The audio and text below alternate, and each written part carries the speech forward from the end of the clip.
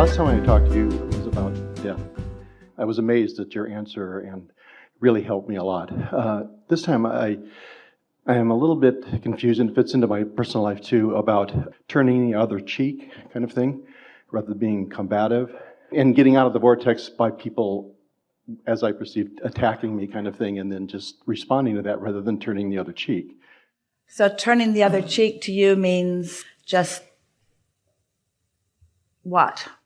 It means not doing nasty things in traffic when the guy cuts you off, kind of thing. And it means at work when people are disrespectful or are not courteous, because I'm surrounded by people that I perceive could be nicer. And, rather than going off in my mind, thinking about what I'm going to do to those people that are insulting me, I think it's holding me back from just participating more fully in the vortex experience, because that just throws you right out of there. Here's the most important thing to understand about this. There is a momentum that is caused by law of attraction, yes?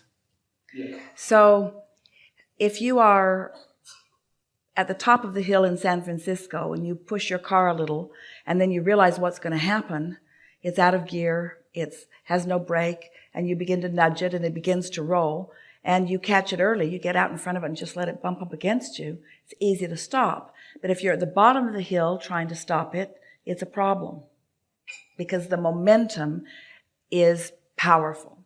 So if you are not tending to your vibration, not paying attention to how you feel, sort of putting up with negative emotion, enduring it, allowing yourself to experience it and not doing anything about changing your focus or your perspective in order to find yourself more in alignment, then that momentum of resistance is going to get stronger and stronger until there very likely will be an incident.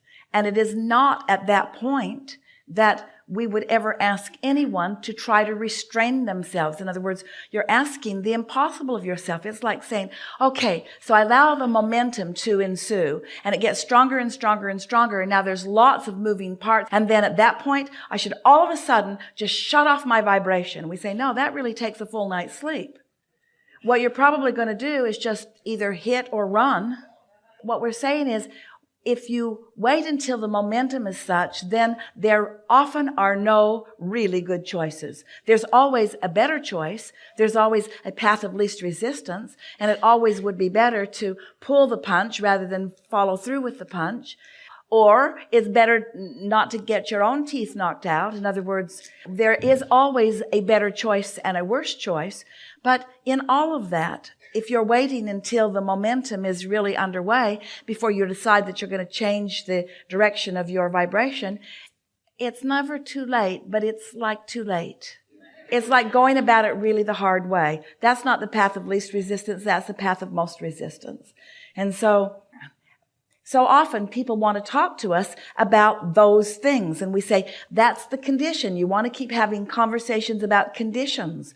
We want to have unconditional conversations. We want to have vibrational conversations. We want to show you that you've got power when you wake up. And we want to show that you can maintain your power as you move through the day. We'd like to help you to realize, and you'll have to practice it on your own, to realize that you don't have to run into somebody that is going to annoy you. You don't. You can practice a vibration that brings less and less and less and less and less of that to you. And yes, if there's a condition that's really annoying, we would always encourage that you take the path of least resistance. And sometimes that is an action path. But if you let that be your general philosophy, and if you let that be the way you live your life, then your life's going to be hard. It's hard to deal with the things that have so much vibrational momentum already going on. So I need to start early in the morning with the idea that this is not going to happen, or I'm going to have a in the vortex day, rather than letting the momentum start, because I know when I get in traffic, maybe I'm in a little hurry, somebody's cutting me off. Well, you're already practicing, even as we're visiting here, you are adding momentum to bad experiences in traffic. Yeah, they're jumping all over the place at me, where do these guys come from, You're still doing it. Yeah, right now. And as you talk about that, now you're here in a situation where you're wanting some feedback from us, and we're happy to give it. But we want to ask you, can you feel when you talk about traffic like that it doesn't feel so good? It might feel practical. It might feel interesting in some ways. It might feel like something that you're wanting to understand. But how does it really feel? How does it really feel to think about uncomfortable traffic? Not good. No, I would rather have a nice, peaceful ride. Do you need to have a nice, peaceful ride in order to feel good? Yeah, I need to be peaceful within Well, myself. what we mean is, Esther really likes to watch the races, the men and women in cars going really fast. And she likes thinking about how tuned in they are and how efficient they are. One day, Jerry and Esther were driving from Asheville to Atlanta, and they were in a rental car, and Esther was driving. And all of a sudden, she looked in her rearview mirror, and from behind, there were a dozen or maybe more cars coming very fast up behind her. So she just held herself steady because they were coming like a cluster, and it looked like they were in all lanes, and they were coming fast up behind her. So she just moved over and maintained her speed and said to Jerry, "Look at what's coming." And as they went past, they must have been doing 100 miles an hour, maybe more. The freeways were not empty, but they were not crowded. And this cluster of cars came around them. They were racing cars. They all had marks on them. It was a group of people on their way somewhere, and they were feeling their vitality on the freeway that morning.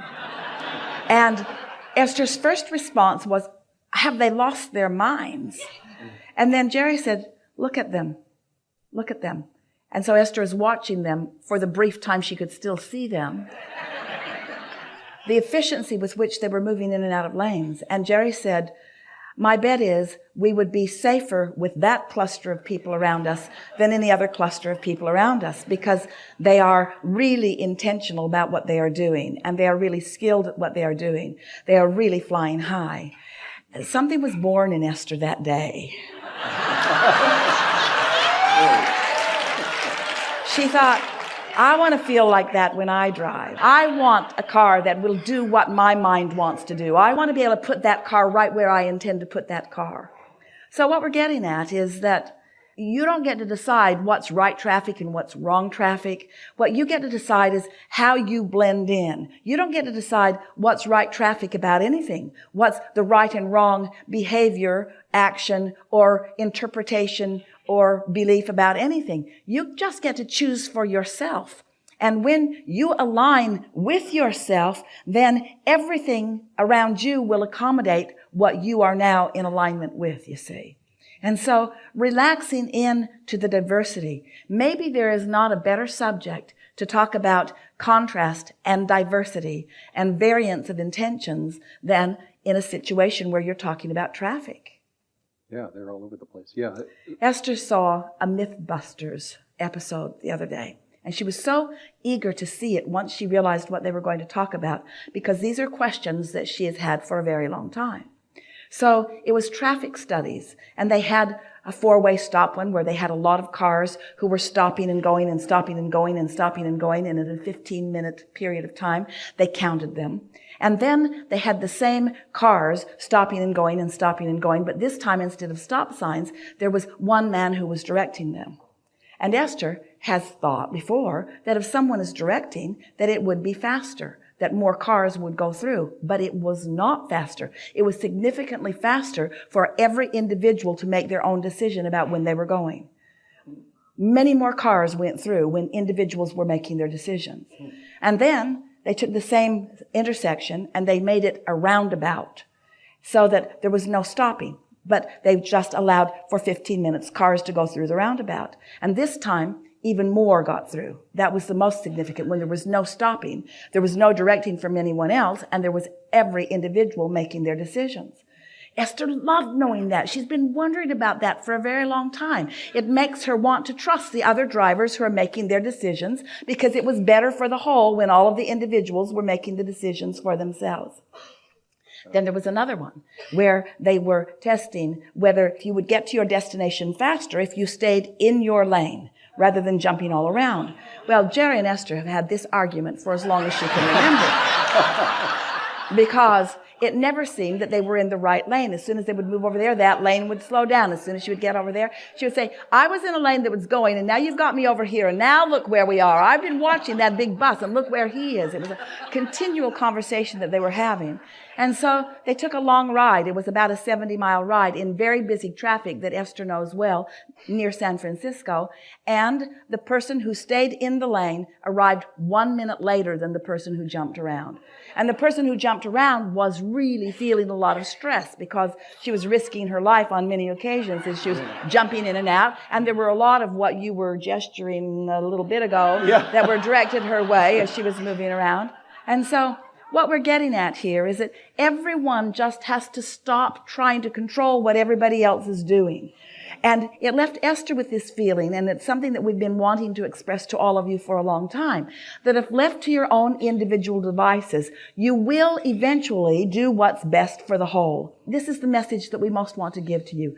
You don't have to wait for anyone else to figure this out. You don't even have to wait for them to get tuned in, tapped in, turned on. We're not talking about a traffic scenario where everyone's in the vortex and flowing with ease down the highways. We're talking about you being in the vortex. We're talking about you being in alignment with Source. We're talking about you being in the flow of who you are. And consistently enough that you begin to follow those impulses and know.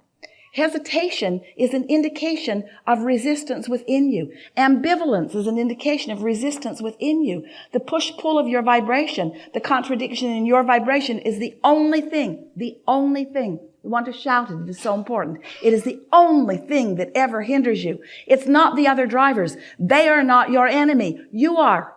You are your enemy. You are your enemy in the traffic of life, you see. You are the only enemy you have in the traffic of life because you are the only one who really can introduce any obstacles that will hinder you in any way. It's only vibrational obstacles that you are wanting to be aware of because as you get the vibrational obstacles out of your way, then the other ones are non-existent. Path of least resistance. So when I'm shaking my fist, I'm actually shaking it at me. That's kind of, It's an extension of how you feel.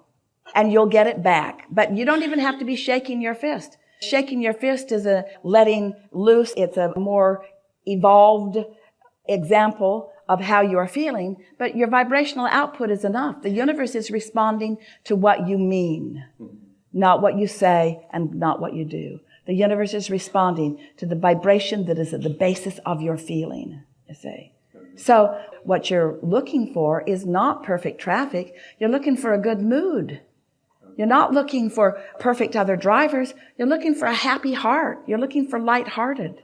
You're looking for tension-free. But practice it on the things that are easiest first. And before you know it, you'll have it during most things. okay, I get it, yeah. You want your knee-jerk response to be a knee-jerk response from alignment. So you want it to be humor or dexterity. You want it to be really good driving. You want it to be intuitive driving. You want it to be inspired driving. In other words, an inspired driver in a whole nest of traffic can have a lot of fun. In other words, Yeah. really. Okay, I get it. I think You're so interesting. Humans are so interesting. We love you so much. But you're bored and then you're angry when traffic becomes interesting.